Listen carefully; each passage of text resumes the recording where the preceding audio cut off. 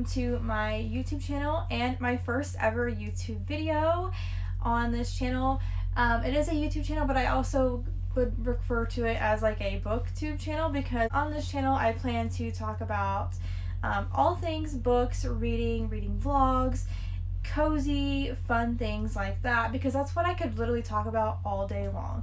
I could yap about books forever and ever, and I wanted to find my audience of girls and guys that like to read the same things that I do. So my first video is going to be a bit of a fun one because Onyx Storm just released about a week ago. I finished it in about 3 days, and I have since then been contemplating a lot of theories and compiled a bunch of notes on my theories and ideas of what could happen in the next book. Because if you know Rebecca Yarros, you know that she is the type of person to hide what I guess we refer to as Easter eggs in her books. And so I wanted to kind of dive into that, talk about my review of the series and the books, and see if maybe you would like to read them for yourself. So let's start with my review of the series, the Empyrean Series by Rebecca Yarros.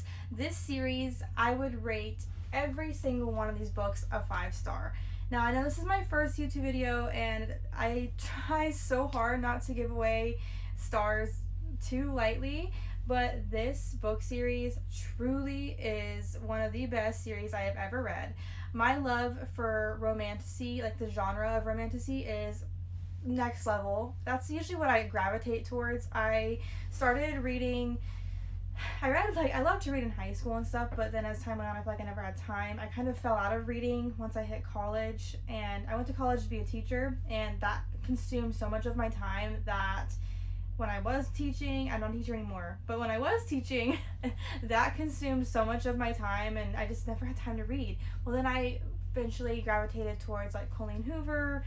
We love her. She got me started into reading, but I have since then found a lot more books that I love a lot better, and I've found the genre of fantasy and romantasy, and that is what we are here to talk about today. But I want to be talking today mostly about Onyx Storm and the theories that I have revolving around my predictions for the next book, and deciphering what some of the things that happen in this book mean. Because when I tell you, for the last probably the last 3 or 4 days, my brain has just been like, I have not had a day yet where I have not thought about this series. Like, that's how much I love all of these books. Ever since I've read the first one, the characters, the world, everything about it has just been on my brain. And what a perfect way to spew all of the thoughts that I have and theories that I came up with and put them all in one place, one video, talking with all of you. If I refer to my notebook a lot, it's because I have a lot of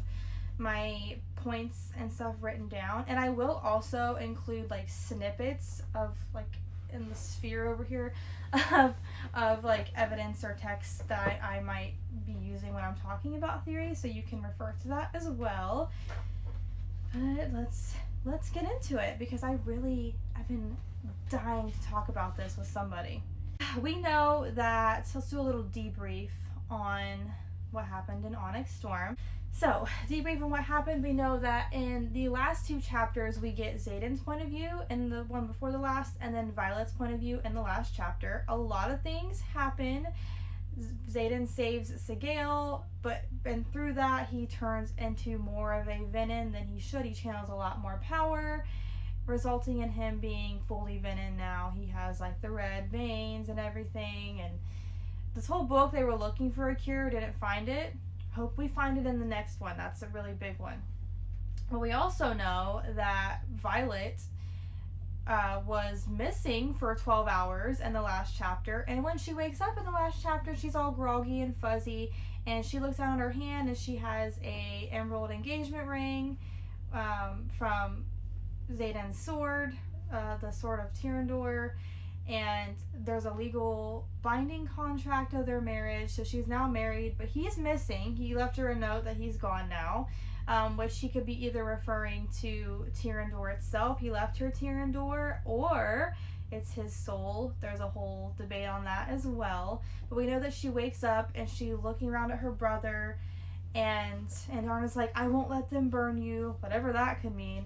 And she's like, Imogen, girl, what did you do? And Imogen's like, I just did what you asked me to do. And we know that Imogen is a memory eraser. Yeah, so a lot of crazy stuff happens. And yeah, so let's start with point number 1. This is the first theory. Who is the other Venin in the book? So we know that Xaden, in Xaden's chapter, he's like, my new brother is one that I didn't expect to turn. Brother is italicized. There is a lot of conspiracies on this of who is the other Venin, and a lot of people refer to it as either being Garrick or Bodhi or Dane or Brennan. Okay, so let's go into why. Okay. So people think it could be Garrick because in the chapter with Imogen, he was burning out on power. We see that he was weak, and people think that maybe he channeled Venin's power from the earth or whatever so that he could stay alive and help save people. Maybe he turned. Okay. Next one is Bodhi. Bodhi could have turned because why else would Xaden have married Violet and given her Tyrandor when Bodhi is Xaden's cousin and he was next in line for the throne? Why else would he have to give it to Violet? Unless he was just doing an extra backup plan, it wouldn't make sense, as we know that Bodhi was getting tired as well and he was trying to counter Violet's signet. He was weak, tired. Maybe he channeled then, didn't realize it. A whole bunch of things with that. That's why Bodhi could be the other Venin that he's talking about in his chapter. So this one kind of is interesting to me. People think that Dane Ados could be Venin because of what Salone said. Salone said you shouldn't have this much power when she was channeling from Dane into Brennan. And she also said, I don't want to become that. And she's like referring to the handprint on his arm when Jack had touched him in Iron Flame. But maybe he turned then, but when she's saying, I don't want to become that, you should not have this much power, people think that could mean that he's Venin. We don't know. He has been acting a little bit strange, but I don't think that one is true, but maybe, you never know. And the last one is Brennan. People think that Brennan could be the other Venin, and maybe he's been a Venin this whole time, and we've just now are realizing because of that rune-shaped scar on his hand. We know that could possibly be a connection to him and Naolin, which was Terran's old rider, possibly Brennan's old lover. We don't hear a lot about him except for from Terran in these 3 books, but Rebecca Yarros did say that she thinks that, or she did say that Naolin, I cannot pronounce his name right, is going to be a big part of the series.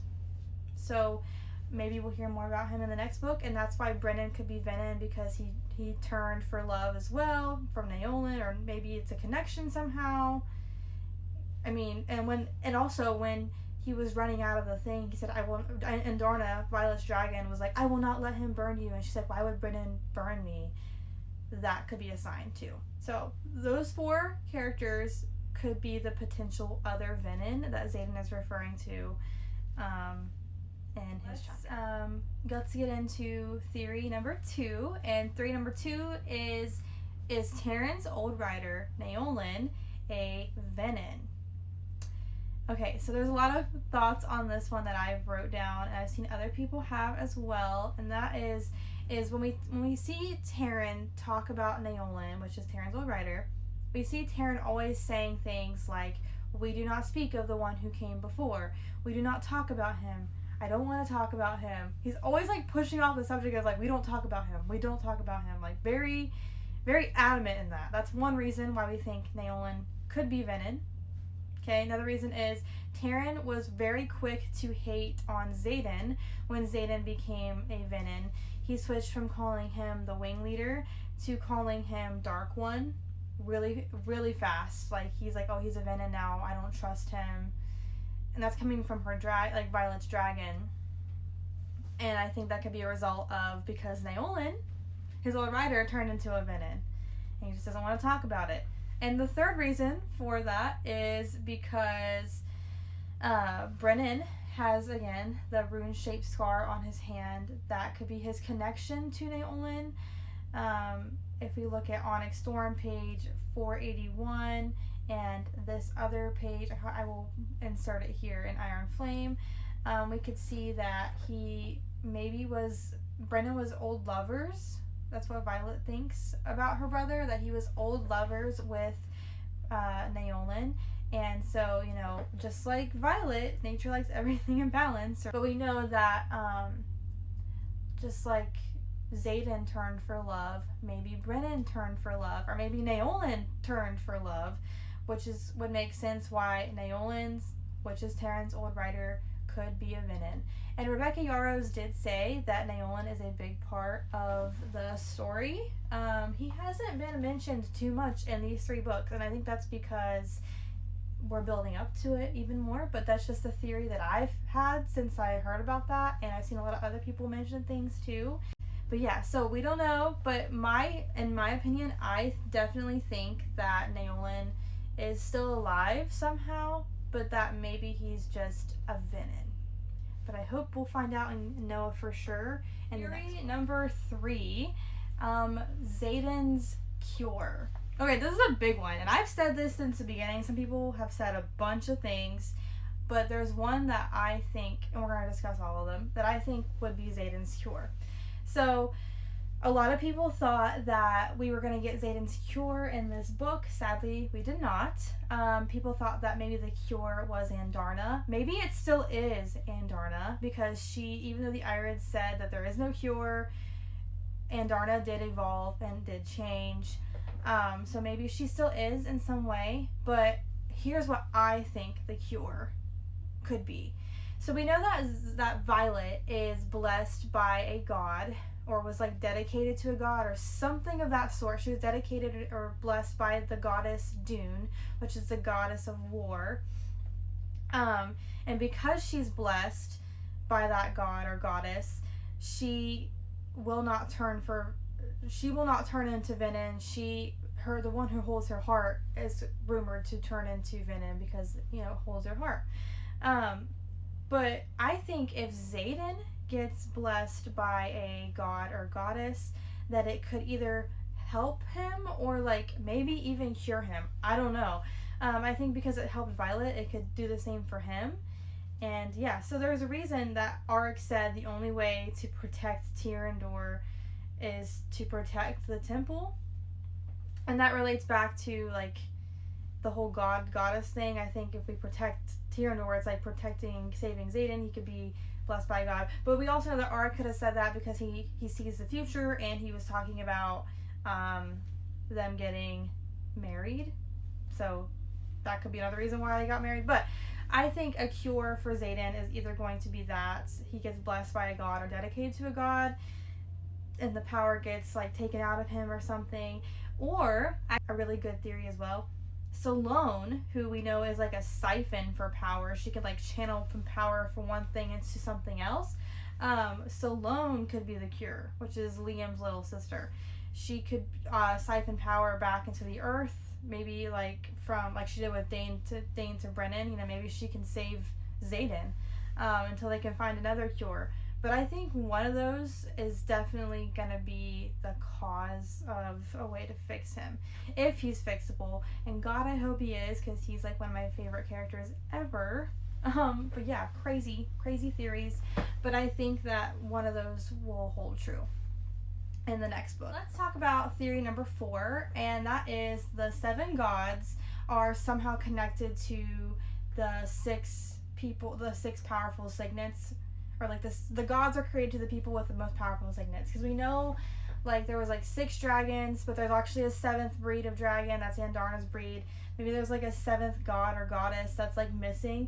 So there's the riders, which is Arik, Violet, Xaden, Dane, Salone, Garrick, Bodhi, Imogen. They all have these signets that are really, really powerful, right? Somehow, what if they're all in line connection to the different gods? Because we know that Violet is favored by the goddess Dune, so maybe the other main characters in this book are favored by a different god. that's just a theory, because we did learn a lot about the different ones when they went to the Isles in Onyx Storm. We learned a lot about them. Why else would we need all that world building if it wasn't for something of a greater purpose? And I think that could be in ties to like Violet and Xaden, and because Violet, we know that Violet is like in like a connection with Dune. We already know that now. So what if the other gods and goddesses are connected to our other characters? Theory number 5 is the broken compass will be used to find or help Xaden in the next book. So we see in Onyx Storm that she received a broken compass from like the Isle of Zanal, I think, or yeah, one of those, like where they draw the cards and they get the gifts. She gets the gift of a broken compass. The guy's like, use it wisely. And then again, there's a weird quote that I caught my attention right away, and I sent it to my friend. I was like, oh my gosh, look at this. There's a quote right here that says, my gaze flickers to him, or something like a compass pulled north. And I was like, oh my gosh, she got a compass. And she was referring to she refers to Xaden a lot as like her north, her line of like thinking and everything. So what if this compass in the next 4th book is used to help find Xaden, or locate Xaden, or like let her know where he is? Something. This compass is going to be used somehow to, I think, connect them. I don't know how, or connect her to somebody that can help him. I don't know. But this compass is going to be used for something bigger, with a bigger purpose in the next book. Theory number 6. Who is going to potentially like leave us in the next book? I don't know if I can say certain words on YouTube like I can't on other apps, so I'm just going to go with this symbol, because Rebecca Yarros did say that we're going to be losing another character in the next book, which is so sad. And thank God we didn't like lose anybody that way in this book. We did, but not super main characters like I thought we were going to. But apparently in the next book we are, and I'm gonna tell you who I think it is. I think it's Auric. I mean, it could be anybody. I'm going to be devastated with whoever it is. But here's why I think it could be Auric in book 4, who's going to be the next one to go. Because Auric can see the future. We know that he's been manifesting a signet. He has like precognition. He can see the future because he told Violet all those things. He can see the future. We know that now. And on Onyx Storm, page 300, they're having dinner with Xaden's mom and like the other guy of the island, talking about his brother Halden, and he's saying something about like, well, I will fight in this war, most likely die. He literally says most likely die. And so I looked at that and I'm like, okay, we know that he can predict the future. What if Rebecca Yarros was subtly, but not so subtly, dropping the hint that it's going to be him as the next one that goes? Which is so sad, because he's such a great character, and I wish I could see even more of his development. But I think with that line, I feel like it might be him. Theory number 7. Did Sigale and Taryn break their mating bond? Okay, that's a tough one. But I think that they did. Simply because we now know that Andarna is capable of breaking bonds, hence the really heart-wrenching, heartbreaking chapter when she left Violet. And I was so sad. I cried. But we know that she came back. Andarna is capable of breaking bonds. So, did she break Sigale and Taryn's bond? We see that in Xaden's chapter, Sigale is talking to him, and she's like, or he's like, one of them's like, will you forsake me now? And he like lets her into his seeing his thoughts. And my thought is, they say, my thought is that I think they broke their bond because she has to go with him and be with him wherever he is, if they're gonna save the kingdom somehow. And for that to work, we know that the bond would have to be broken so that Taryn and Sigale are not in quote-unquote more pain than they should be with the bond still in place, even though it's going to be even really painful for it to be broken. And we see also in the last chapter of Onyx Storm that Taryn is sleeping, and Darna is like, he needs a cycle of rest to recover, which why does he need a whole cycle of rest to recover? If Violet was unconscious and out of the loop for 12 hours and she's being returned to the steps of Tyrandor, why is Taryn asleep? He's so protective of her all the time. Why else would he need sleep unless something really drastically happened to him, which would be like breaking the mating bond so that Sigale could go with wherever Xaden's at for the time being. I think their bond could eventually be restored, but we also know that the bond between Violet and Xaden is like not there either. She's like, either he's too far away or it's gone, because Sigale and Taryn's bond could be broken, which is so sad to think about. The whole thing is so sad, but it would make sense. So I think it definitely could be, and I guess we'll find out more as to why in the next book. Okay, theory number 8 is one that is honestly, it gets me really excited, but at the same time, it's like, oh my god, what if? It's like one of those oh my god, what if theories to me. And that is could Violet be pregnant? Okay, so let me break it down for you. We see in a lot of Onyx Storm that when they're in the Isles, there's no magic, okay? And because there's no magic, does the birth control serum that her and Xaden take that's magic, does it even work there? We don't know. So that's my first thought, okay? The magic doesn't work in the Isles. So the serum that they take probably wouldn't work either, because it's magic. And then we also see Violet talking a lot throughout this book of mentions of feeling dizzy, mentions of feeling nauseous, and we're never really told why. We're just told that she's dizzy and that she's nauseous, and Xaden's like, oh my gosh, are you okay? We don't know, and that's like, you know, a sign of pregnancy. I don't know, maybe she's pregnant, because there was also a lot of talk in the book about like an heir, having an heir to the throne, securing the bloodlines, bloodline this, bloodline that. There's a lot of talk about that. There's also a lot of talk about marriage, and we see what happened at the end of the book. So maybe Violet is pregnant and we just don't know it yet, which would be crazy. But if she is, that's honestly so fun to think about. Like, and that could be like, you know, the marriage ended up happening, so why wouldn't it make more sense if she's pregnant too? I don't know. But there's a lot of action involved, so maybe not. Like, that's just a theory. It's just simply a theory of thought. But what else would have caused the dizziness and the nausea feelings that she kept mentioning? Maybe it was because she was like in the presence of the gods and goddesses. I don't know, but on the Isles that like favored them, that could be another explanation for that. But what if it is tied to maybe her being pregnant and we just don't know it yet? How fun. A little Xaden Violet baby. So cute.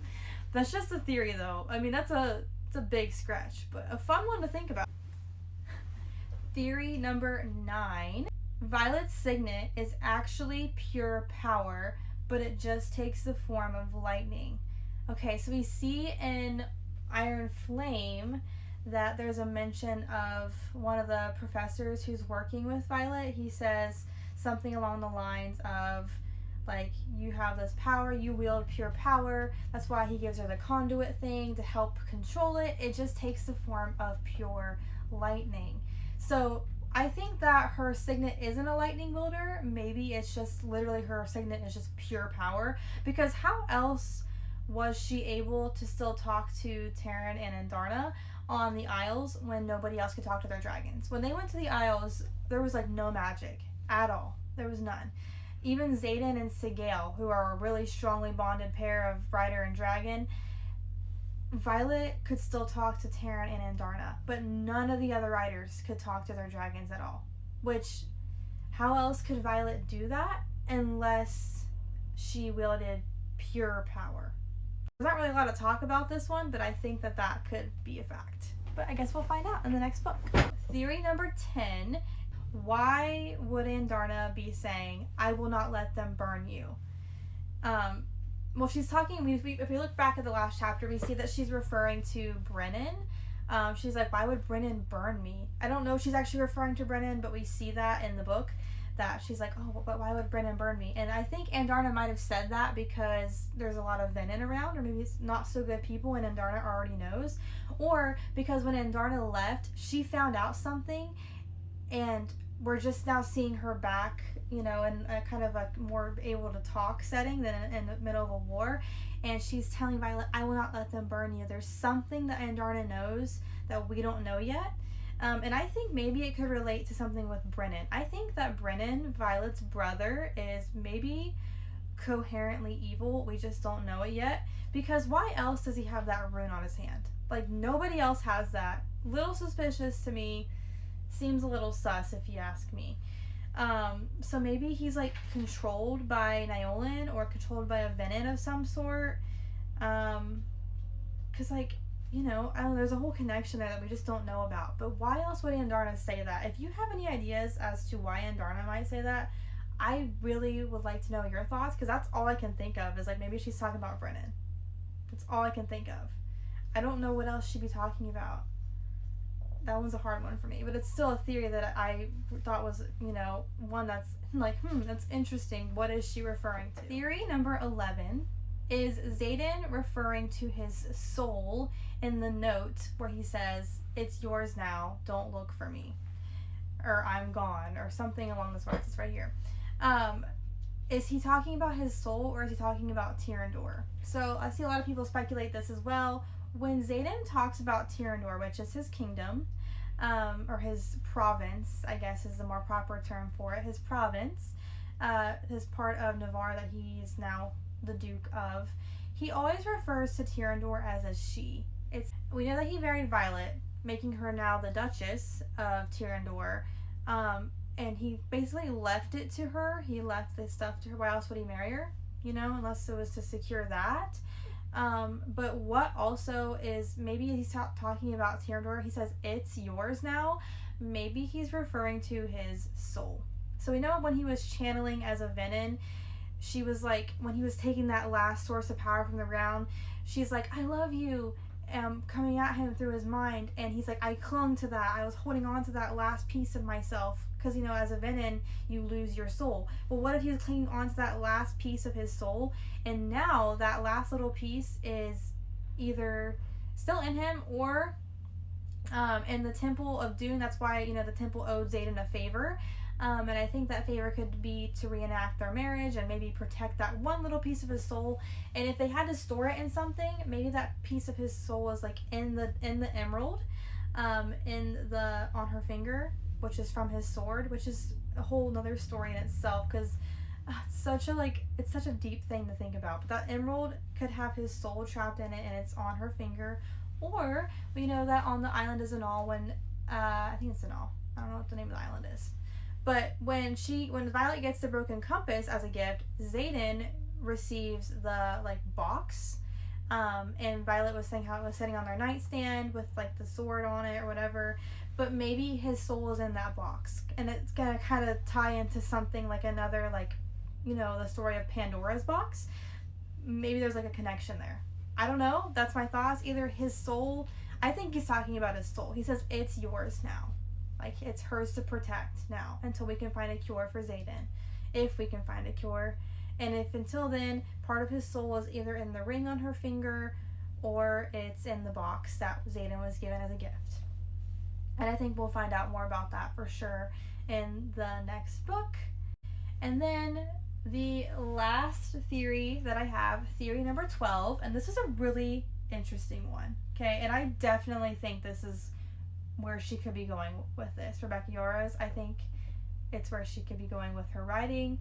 I don't know, I'm not her, but this is actually just fun to think about. And that is, Xaden and Violet are actually mates. Or maybe the first mates in history, or the first pair of mates in centuries. So we look at evidence of Terran. He refers to Xaden as Violet's mate a lot. So she's he refers to Xaden as like her mate, and she's like, but humans don't mate, you know, like she acts like this, that she doesn't, but what does she know? Like, she's finding out all this stuff about her own family. She doesn't know everything right now. She's still finding out things, part of her story.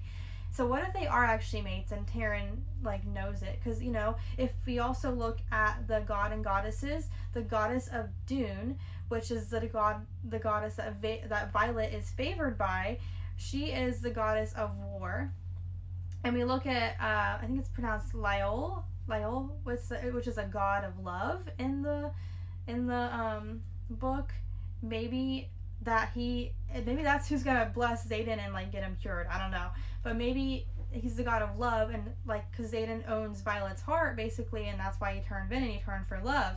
What if they're like the human forms favored by the gods and goddesses of Dune and Lael? I can never pronounce the name right, but Dune and Lael. What if Violet and Xaden are like them in human form, and like they're actually mates?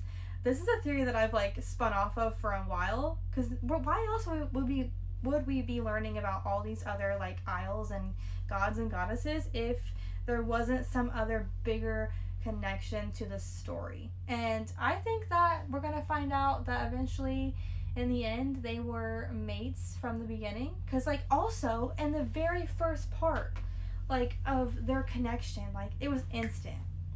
She seen Xaden on the parapet and was like, oh my god, that's the like hottest guy I've ever seen in my entire life, like just drawn to him, you know? They've always had this like inseparable connection. Why else would they have that? And why else would they also be able to, besides their dragons being bonded, okay? They can talk to each other that way, but Sigil and Taryn are bonded and they always know. So it would make more sense because I don't think other writers can talk to if they're bonded, the dragons, they can't talk to each other like the way Xaden and Violet do.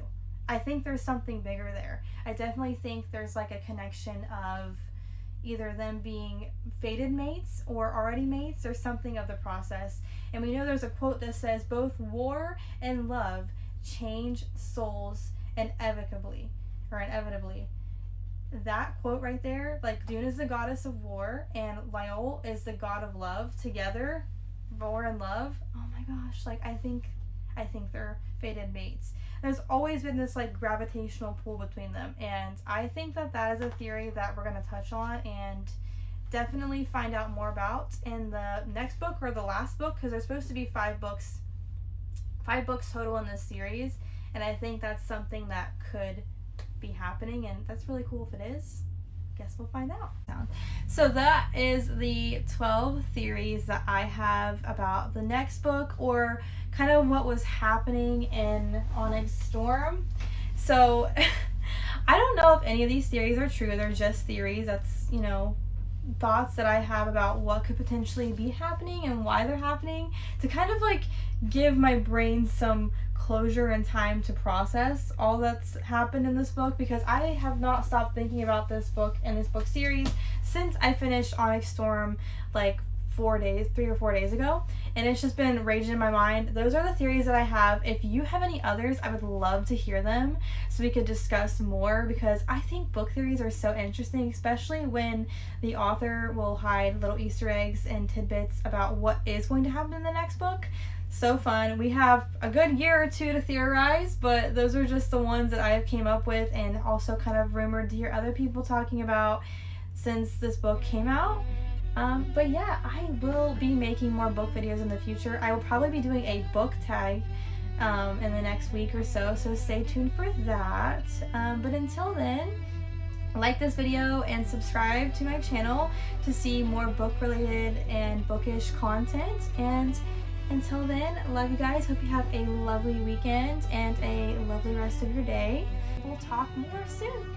Bye guys.